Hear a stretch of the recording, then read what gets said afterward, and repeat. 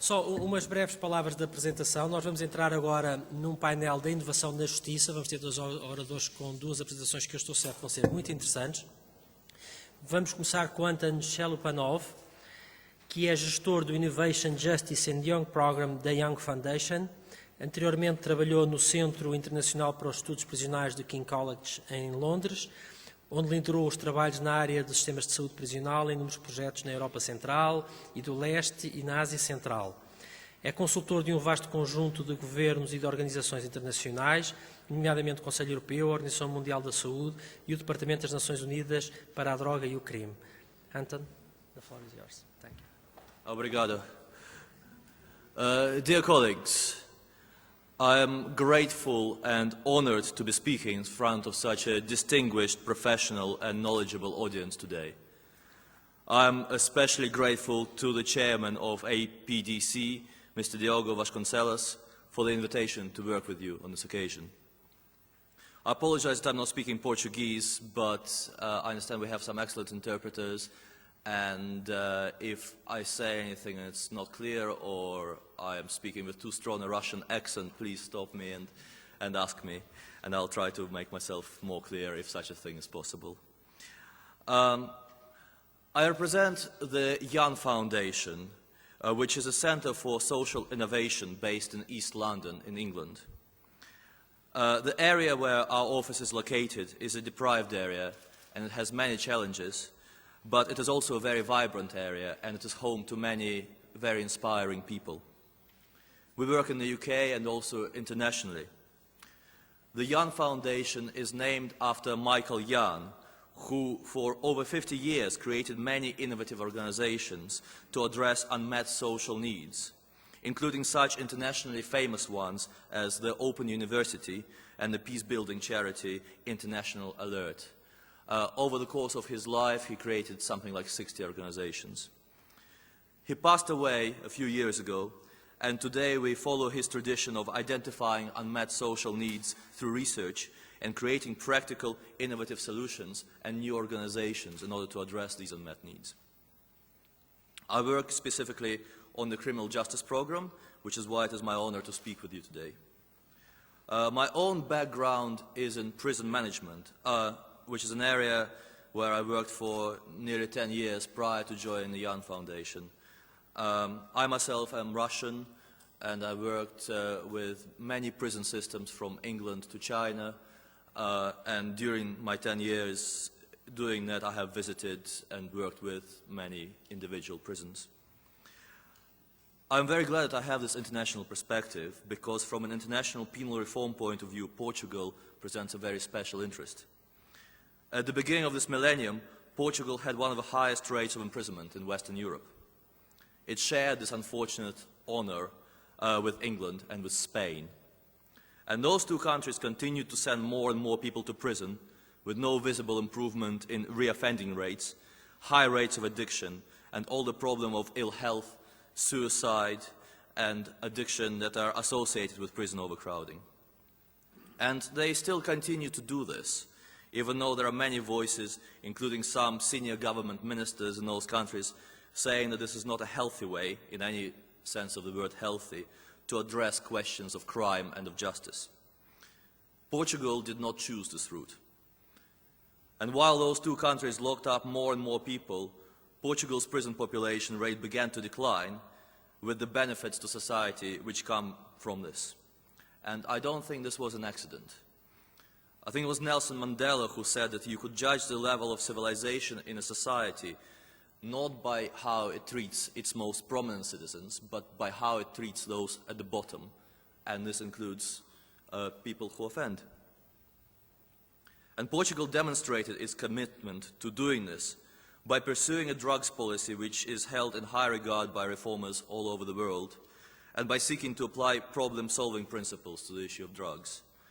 And indeed, Portugal has a fine, wider tradition of problem-solving justice, and it's been very interesting to talk about some problem-solving approaches with sentencers in the audience, especially.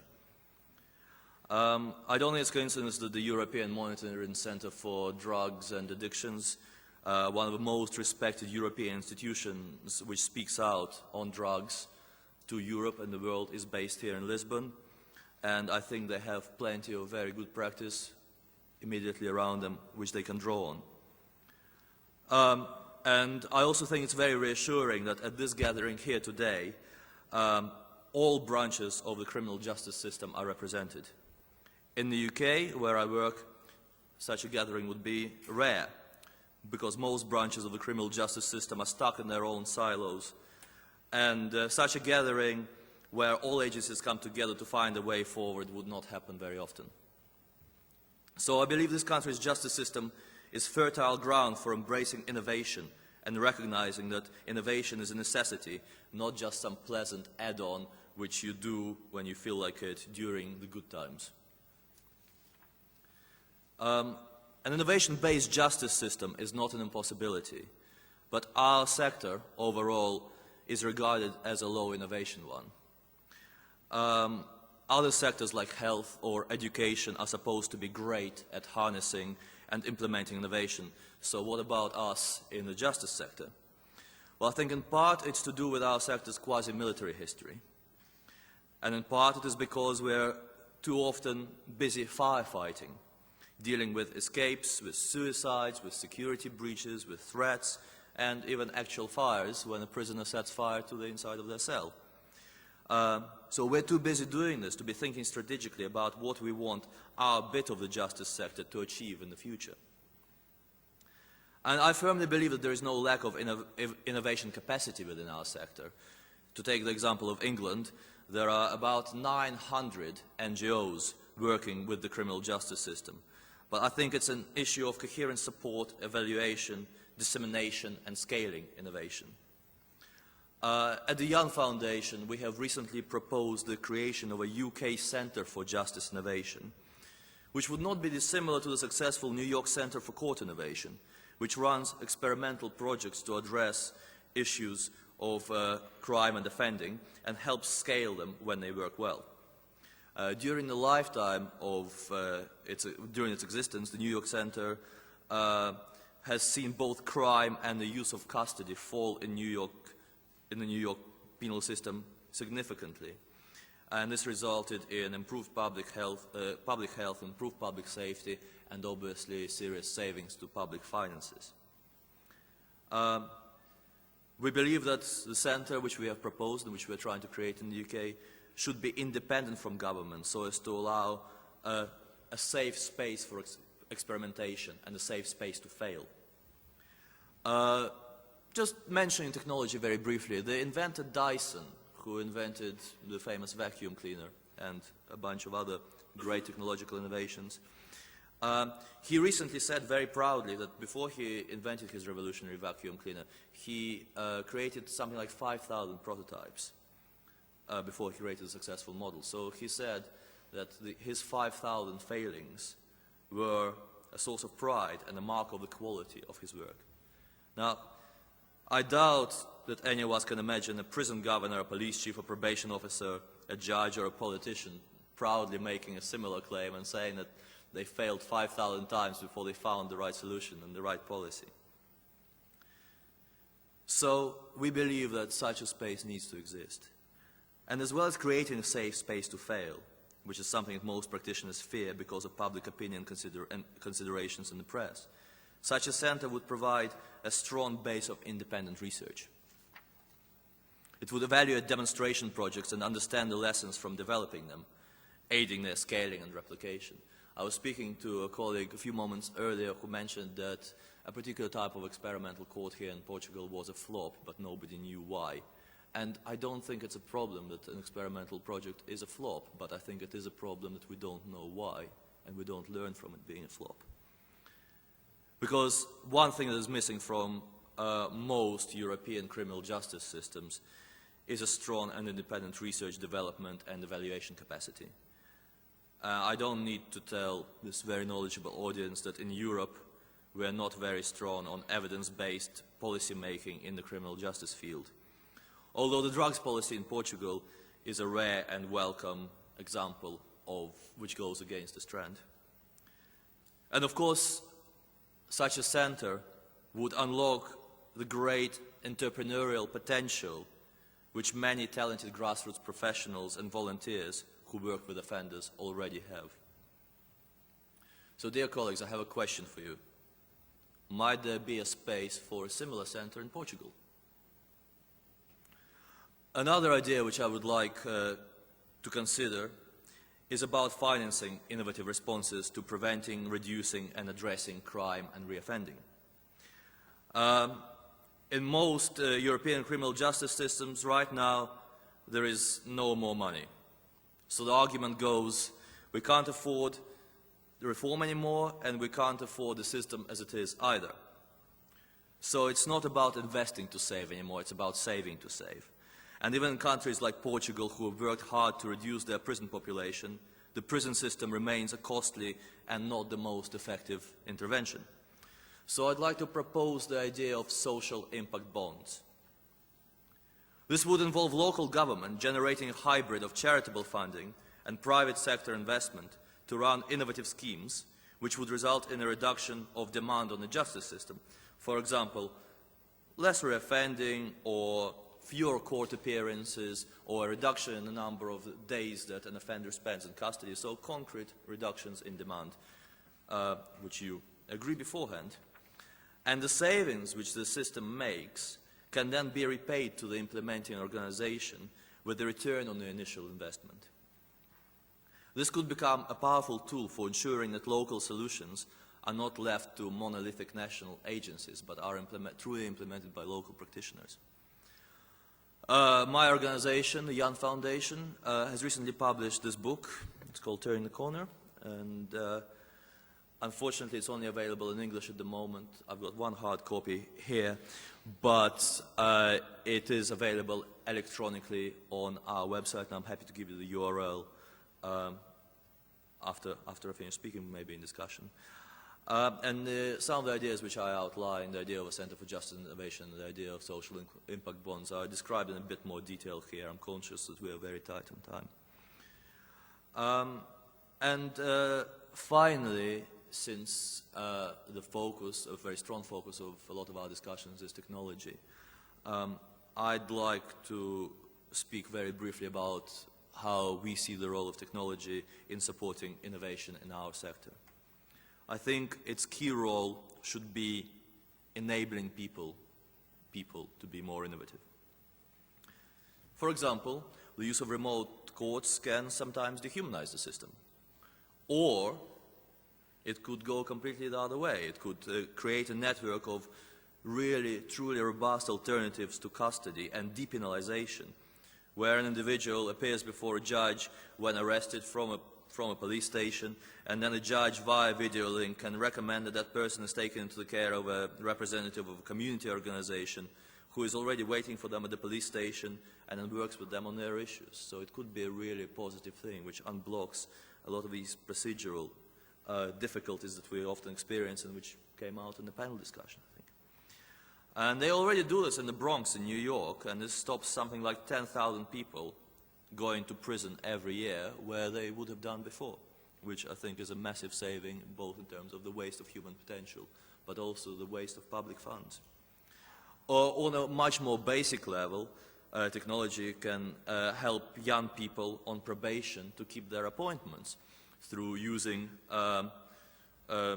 such technology as text messaging, SMS, or social networks, social media, or using video to inspire young offenders in creating visual CVs, visual resumes, and getting jobs, as a brilliant organization called Media for Development already does, or inspiring young people to condemn violence, as the impressive Cure Violence project does. So I don't think it should all be about electronic bracelets and CCTV and, you know, having a big enough screen. I think it really can be enhancing the quality and the meaningfulness of human contact. Albert Einstein once said that the definition of madness is doing the same thing over and over again and expecting a different result each time. And I agree with him. And I think there is a strong appetite in this room, from what I've heard so far today, not to be doing the same thing over and over again. So a card has been flashed up at me a few moments ago, so I think I should be winding up, and I would like to leave you, dear colleagues, with a question and a challenge. And that is, how can Portugal's criminal justice system become the world leader on embracing, implementing, scaling, and disseminating both social and systemic innovation in our sector? And I hope that some of the suggestions that I have put forward may stimulate this discussion, even though colleagues may not agree with them, because if we were all to agree, it would be just boring, wouldn't it? So another card has been flashed up at me. I think I'll finish on this. Thank you so much for your time and for your attention, and I'll be happy to answer any questions, I think, after my colleague does his presentation. Thank you.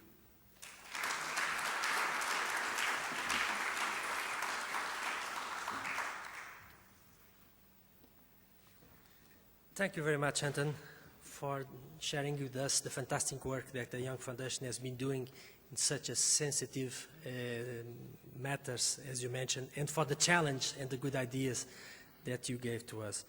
We are going now to pass to Tom van Engers. Tom van Engers é docente universitário e conselheiro governamental, trabalha com o governo holandês desde 1983 e é atualmente professor da Legal Knowledge Management da Universidade de Amsterdão e diretor do Centro Leibniz para o Direito na faculdade daquela instituição de ensino universitário. Tom, thank you very much for coming. The floor is yours. Good afternoon. Hopefully someone will switch. Yes. If you want to ask questions and I'm not clear, please raise your hand and interrupt me if I'm not clear. As English is not my native language, I'm Dutch. And my institute is here in this very old building, the first office in the world in the very center of Amsterdam. It was the building of the East Indian Company, the one that also created the stock market and was, well, actually one of the biggest entrepreneurships of that age. Okay, so we have about 30 minutes, and I was to talk about artificial intelligence and justice. And on my way here in the plane, I thought, well, I might want to change that into smart solutions for justice, as I think artificial intelligence can only be part of the solution. So let's go quickly. I mean, like in Portugal, I assume the Dutch justice system is in the news quite frequently, and you're not supposed to understand this, but there's some critics in the newspaper, one of the famous newspapers in the Netherlands, critics on the understandability of legal decisions. And also, if you look from the computer system side, there's a complaint that the Council for the Judicial comes with old ICT solutions for new problems. Okay, so this is just an appetizer, and what I want to address, of course, is how can we decide on a new strategy to support e-justice? So what are the aims that we are after? What are the actors that we deal with? How can we do it? How can we achieve that? And what are the instrumental technical implications of that? And of course, I will promote that AI can be useful in some cases. Well, this is not a new problem. Someone in the panel said, well, we are just struggling for 20 years or 40 years with this problem. Actually, it goes way beyond our times. I mean, this is not due to the bombing in Iraq. This is an excavation, and what we found there was stelas. So already in that time, people were wondering how to disseminate legal knowledge. And of course, we moved from that point to written sources, and finally we invented printing, which of course led to democratization, cost reduction, and multiple producer of information, which actually led to the information overload, as we all know. And also from a technical perspective, there was a lot of critics on that innovation, and I will just use some of the time to give you a very nice comic which explains this much better than I could do that. Ja, der er jeg. Ja, så bra. Ok. Ja, hei du. Hei du. Ja. Ja, hva gjelder det? Ja, det er denne her. Ja, vil du sitte? Takk. Ja. Jaha. Ja, så jeg har ikke fått gjort noen ting hele formiddag, ja. Nei, jeg beklager at det tar tid. Også skjønner vi holder på å legge om til et helt nytt system, og da skal alle ha hjelp på en gang, vet du. Ja, ja. Så du kommer ikke inn i den, eller? Nei, den bare ligger der. Ok, har du forsøkt å åpne den? Ja, åpne den? Altså, hvis det hadde vært så enkelt, så hadde jeg jo ikke tilkalt helpdesk, hadde jeg vel? Nei, det er sant. Nei. Vil du ha en kopp varmt vann? Nei, da, det skal være fort gjort. Det skal vi se. Du bare gjør der. Sånn. Ja. Da er du I gang. Ja, altså så langt kom jeg også. Ok. Men så stoppet det opp, og så var jeg redd for at noe av teksten skulle forsvinne, så jeg turte ikke å gå videre. Ja, ok. Nei, men du skjønner at inni her, så ligger det kanskje flere hundre sider med lagret tekst. Så for å komme videre, så tar du tak I et ark, på den måten her, og så liksom blar du over på neste side sånn. Da fortsetter teksten der. Jeg blar, altså? Du blar, ja. Men når jeg skal tilbake da? Ja, da bare blar du tilbake igjen. Tar tak der, og så gjør du sånn. Der, så er du tilbake til den teksten du hadde sa. Ikke noe ok, så den slutter der, og så fortsetter den der, ja. Ok, men når jeg skal avslutte for dagen, hva gjør jeg da? Da bare slår du sammen permene. Ja? På den måten der. Sånn. Da er lukket, da ligger alt lagret inni der. Altså, jeg risikerer ikke å miste noe av teksten her nå. Nei, alt ligger lagret inni her nå. Da må du I tilfelle sette fyr på hele greia. Det er kanskje lite sannsynlig. Så. Ja, ok. Nei, men for det noe med det at når du har holdt på med skriftruller, så tar det litt grann tid å konvertere til å bla I en bøk. Ja. Ja, gå til litt. Det er greit. Ja, men du, en til før du går. Jeg må bare gå gjennom en gang til. Altså, jeg åpner sånn, og så, hva du kalte det? Blar. Jeg blar. Ja, blar ut det. Blar frem og tilbake. Ja, teksten ligger der helt. Ja. Og når jeg er ferdig, så bare lukker jeg den. Nei. Flott. Hitte. Kjempefint. Ja, flott det. Ja, men du, vent. Ikke sant? Nå er den sånn igjen, nå får jeg ikke åpnet den. Ja, det er fra feil side. Du må åpne fra andre siden. Så det er ikke likegyldig, det altså? Ja, du må åpne fra den siden der. Sånn. Der. Der er den åpen. Ja vel. Har du lest manualen, eller? Manualen? Jeg skal følge med som manualen som brukerveiledning. Det er sikkert den der. Der, vet du. Åja, den ja. Står alt sammen. Ja, men ikke sant, der har du samme problemet. Får den ikke opp. Åpnet den. Ok, det skulle vi kanskje ha tenkt på.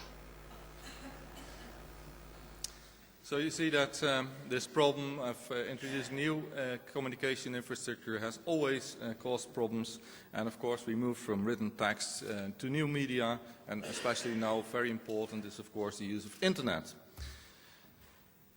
And that brings me to the point that all the technology is only helpful if we can align that with our strategic aims. And just to give you some figures, and of course not to be confronting, I took some figures in the Netherlands. In 2005 we had 20% increase of cases, 4 times as much as in the 80s. Also 20% more business-related cases in 2005. 2006 it became worse. 1 of 10 cases took more than 1 year in courts, and in 2008 that was already 1 out of 4 cases. And the pressure on particularly the low courts, well, they became so badly that we had to do something. Massive processes and the fear of loss of quality.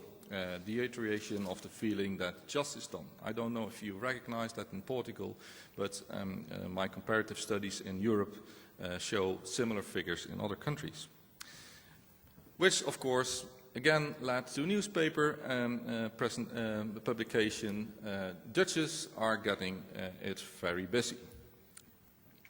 So, this brings me back to the questions. So, who are our clients and what needs do they have? Well, many of the clients, and I talk about clients within the judicial system, but also at law firms and also in civil servants that won't have access to the court system. So one of the questions is, how can I keep overview of my cases? How can I make the transfer of dossiers a bit more easy? And I mean, if I talk about solicitor practice, many cases take so long that the likelihood that the solicitor that starts the case is the same as the one that finishes is well, very, very low. How can I gather, how can I reuse previously gathered knowledge? So is there any buildup of knowledge that holds both for court systems, also for the prosecutor's office and also for law firms? And how can I improve client satisfaction, less handling time, diminishing costs while maintaining legal quality and scrutiny? So, and of course behind that there's more fundamental questions. So how do we get and maintain support for society, for the judicial system? How can we promote transparency and distribute legal knowledge? How can we prevent people from needlessly going to court? And how can we create an efficient and effective legal system? Well, there's much more than text, and this is where, of course, technology can be helpful. And this is just an example of an application that was designed in an international project, tested in the Netherlands and in the UK, where we integrated maps, geographical maps, with laws and also cases. So now people could have an access through a map interface just by clicking on objects, and then they would find the applicable regulations or court cases that has been decided on issues, but also to retrieve, for instance, permissions and other legal documents relevant, for instance, in the field of spatial planning. Well, of course, it can be much more fun when you add pictures and all the multimedia stuff. We have, of course, Google Earth, and we have videos now. You can virtually move through space, which is also very helpful. And this can also be used, and that's one of the projects for making policy decisions about new regulations. A very traditional way of supporting users is knowledge-based systems. They go back to, let's say, the early 80s of the last century, and this is just an example of an application that was developed for the tax administrations in the Netherlands, where a very complicated piece of tax law was presented in a way that instead of the 5 persons that had a deep understanding of that particular piece of legislation, now 300,000 employees of the Dutch tax administration could actually apply that law to certain cases. And of course, it's not just helping to decide on a case, it will also give you access to the underlying legal sources. So in this case, the law on the wage tax. So knowledge management, and this is probably something I have to repeat, and I repeat frequently, is something different from content management. In the legal system, people confuse knowledge management many times with content management. And of course, if you look at the office of a judge or a solicitor, you always see massive amounts of books. And one of the challenges is, of course, to replace this by IT systems to make it more efficient. Well, this is an example of a content management solution that was created for the Council of the Judicial, the highest court in the Netherlands for administrative law. And this is just a system that gives access to the judges there in cases, previously decided cases, but also legislation. And then this brings me to the question how to improve the situation in a realistic way. Is it just to introduce a new IT system? Is that helpful at all? Well, I think that knowledge management is more a strategic activity.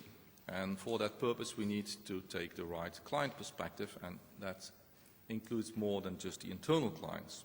So, for instance, for the courts, we should also think of the public prosecutor, the lawyers of the clients, and to think about an electronic dossier that has access rights, gives access rights to various parties involved in making a decision on the case. It's certainly not only ICT driven, and it will require co-creation with partners in the production chain and alignment with strategic aims of the judicial. Again, an example of the Council for the Judicial in the Netherlands. This is a new environment which we created for the judges there. It's an editor environment, all based using open source software based upon XML, an open standard. And now it supports not only the workflow, where people can have an overview of the cases that they're responsible for, but they can also use the tool to write their decisions, of course making references to previously decided cases and also to the legislation that was applicable in that case at hand. This is just an overview of the work processes supported there. So one of the things where we can really save time and effort is not in replacing the judge, but specifically in the work before it gets to the judge and also in the work after the judge has made the decision. So to support the administrative worker in building the electronic dossiers, then it's finally gets to the lawyer that makes the decision, and then in the rework after, this is the lawyer preparing the case, then there's a new electronic dossier which is completed, and then it gets to the state councillors that are the judges in this case. and they make the decision. And then, of course, for publication, it's a similar process where the important. What's needed, of course, is European collaboration, and for instance, for the legal sources, we have such a workshop. It's supported by CEN, which is the European Normalization Institute, and the standard MATLAX, which I'm promoting here, is the default standard for an XML standard for legal sources, currently also exploited by the European Parliament, that are introducing that standard for the minutes in the European Parliament. And there's a whole list of parties that are working there. Also, not only in Europe, but also in cooperation with the UN and in Africa with the Pan-African Parliament. Well, if you look at examples in case law, you probably are familiar with the EU case law example, where you can have access to the law in different languages. So also multiple lingual solutions are possible here. I just had a sign that I had 10 minutes, so I will skip the video. I had a nice video for you, but I can show it later in the break. One important issue is an example of a project that we run for the Immigration Service, where we actually make a distinction between the intellectual part of the work, let's say the application of the laws and the complex legal decision making, and the workflow. So what we really try to separate there is the know from the flow, and this is also a very important lesson learned, because as was claimed today in the panel, many people will say that my process is quite different from other processes. Therefore, I cannot reuse what's been produced by someone else. Well, the Indigo case shows that it's different. I mean, one of the reasons to start this project was that in the operational unit of the Immigration Service, there were so many different processes that it was so demanding, and the maintenance costs of the IT systems were so incredibly high that we had to do something about that. And so by separating this, there is still the freedom to fine-tune it to your own needs, but still many of the infrastructure can be reused and adapted for your own situation. I'll give you a quick overview of some projects that we run. Knowledge management at the Council for Judicial is one. You can see me here in the background observing the process. And what we did there was to have a complete business process redesign. We went from the Bureau for Legal Aid to a legal aid service desk using internet applications. But the important thing is, of course, that it was a complete organizational turnover as well.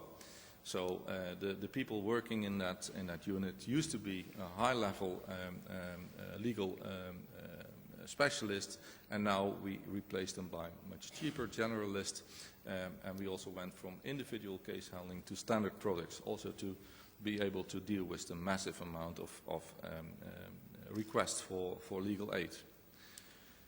So what makes that work? Again, knowledge-based systems, where we integrated all this documentary information, but also with case handling using AI technology, particularly knowledge-based systems, but also some more traditional IT solutions, like legal databases, so content management systems, workflow management support, again, legal knowledge-based systems, but also case-based reasoning to reason about similar cases, argumentation support systems to a certain extent, and of course customer relation management systems. Well, I go quickly to some examples from other parts of Europe than the Netherlands. Just an example of the Austrian court automation, because you already heard the story of Turkey this morning. Well, Turkey is a very good example, but you have to know that it's run as a military operation. That's one of the explanations why it's so successful. In Austria, it's less military organized than Turkey, but still quite successful example. Interesting is that in Austria, the IT department is joined with the Ministry of Finance, and they have been quite successfully implemented a complete support for the court. Again, in Austria, it's also not comparable to, for instance, the Netherlands, where there's much more individual freedom for every single court. So what's some figures here? The spending in 2009 was 1.163 million euro, and they had a big deficit because the income was much lower, and they had to do something about it. I go really quickly through it. They had a lot of different proceeding types, and what they tried to do is to get one application for all the different types of proceedings. And if you look at the different types of cases, you see that's typical for all courts. Yeah. Now, if you look at the volumes, just some figures again, 3.3 million new cases per year, 90 million pages printed in the central printing office, and 7.8 million deliveries on papers, and so on and so forth. So you can imagine that processing all these amounts of paper is very costly, and that you have a good business case to do something about that. If you look also at a number of transactions similar to what we saw in the Netherlands before, you see that there's an increase of transactions also in Austria, a small country, but these figures are impressive. So now if you look at the electronic legal communication, you see that we have 5,000 users there, being also lawyers, notaries, institutions, agencies, banks, and so on, also the police, all connected. And in Austria, they have succeeded in replacing the paper-based communication by electronic application. So they have now 3.4 million electronic documents instead of all the paper-based works. And that saves, of course, lots and lots of money. I will skip these. So what we see in Austria and also in other countries, and we have done some comparative research throughout Europe, including the Turkish system, is what's a key success factor here is that you need high-level leadership. Management sponsorship from the top level, that's extremely important.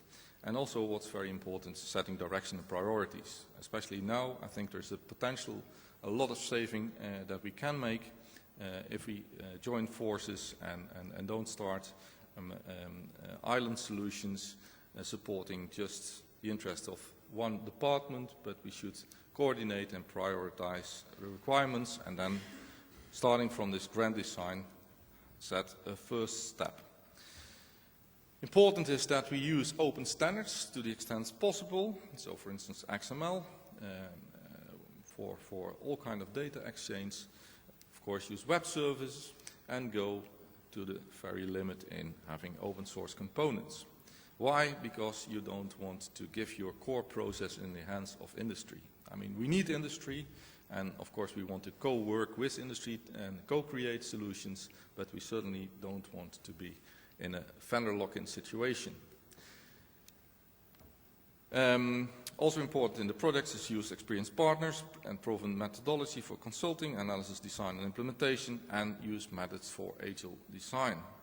And I can recommend you to look in the Dutch Indigo case. There are some publications, a limited set of publications, but you're very welcome, I'm sure, to go there and see what they're doing. It's one of the most intriguing development projects in the world. Then, I saw I had just 2 minutes. I will go a bit more in the future, which is back basically already in the past. This Mr. Wigmore in the 1930s had a dream, and that was a dream to start a foundation of legal argumentation, of course essential in court decisions. And he came up with this nice drawing which he wanted to use to make sense of evidence, to make better insights and relationships between proof hypotheses, previously decided cases, and also as a basic for theoretical research. And this, in the years, have led to a variety of tools, and this is just an example, Araucaria, which you can download for free from the internet and experiment with that. Tools that can help you to make insight in arguments in cases. He says, I'm low on battery, so that's good, because I have to finish in a minute. Other example from Bart Verheij, a Dutch PhD student in 2004, similar system, also compendium, all the system freely available, developed by the Open University in the UK. And what we are working on now, and what you can see slowly getting into practice, is argumentation management system that support drafting and visualization arguments and structuring argumentative texts, which are useful not only for sense making, but also for case file management and finding access to previously decided course. cases. To get back a bit more, my institute is called the Leibniz Institute. Leibniz was a very intriguing figure because he was, as a profession, he was a lawyer. Everyone knows him as a mathematician, but he had a dream already in the 17th century. He was really hoping for a tool that could help to solve legal problems. And if we could have such a universal tool, he could discuss, according to Leibniz, ethical problems, legal problems, in the same way that mathematicians or geometric problems would be solved. And he also created this machine. And this machine is on display. It's in the museum. It's basically an improved machine of Pascal, Blaise Pascal. And he said, well, we can just feed it in that machine and then do the calculations like mathematicians and just check up the outcomes. Well, this was his dream in the 17th century. On this machine is written, better than man. Well, we are not there yet, but hopefully in some years we may be hopeful.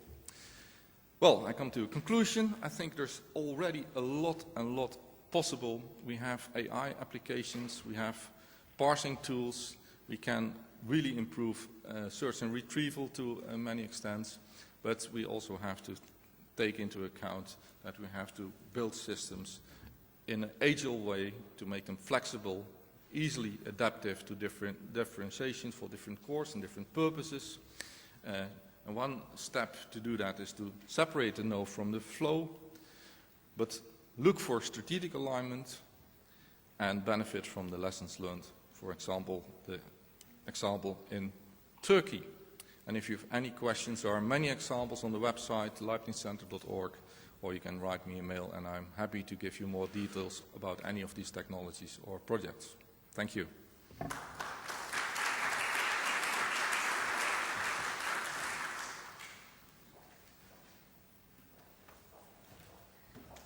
Thank you very much, Tom, for sharing with us your vision of the future, which is in fact already the past, and for the recommendations you gave to us.